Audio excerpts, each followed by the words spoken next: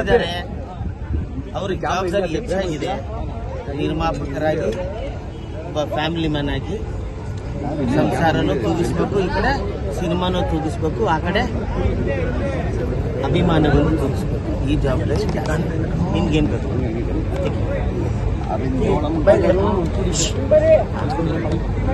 ನಿಮ್ಮ ಎಲ್ಲ ಕನ್ನಡ ಭಾಗದವರ ಆಶೀರ್ವಾದದೊಂದಿಗೆ ಚಾಮುಂಡೇಶ್ವರಿಯ ಸನ್ನಿಧಾನದಲ್ಲಿ ಮತ ಮಾಡ್ಕೊಂಡಿದ್ದಾರೆ. ಅವರ ಜೀವನ ಸುಖವಾಗಿದೆ. ಡಾಕ್ಟರ್ ಧನ್ಯತಾ ಅವರು ನಮ್ಮ ಡಾಕ್ಟರ್ ಧನಂಜಯ ಅವ್ರನ್ನ ಚೆನ್ನಾಗಿ ನೋಡ್ಕೊಳ್ಳಿ, ಅವ್ರ ಸಂಸಾರ ಸುಖವಾಗಿರಲಿ. ಸರ್, ನಿಮ್ಮ ಸ್ನೇಹಿತರು ಮುಂದೆ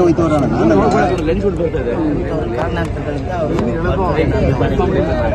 ಆಗಲಿಲ್ಲ ಅನ್ಸುತ್ತೆ. ಬರುವ ವರ್ಷ ಅದೇ ಸಂಭ್ರಮ ಇರುತ್ತೆ ಅಂತ ನನಗನ್ನಿಸ್ತೇ.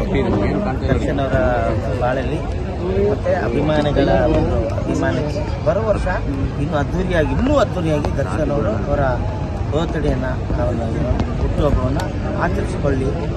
ತಾಯಿ ಒಳ್ಳೇದು ಮಾಡಿ.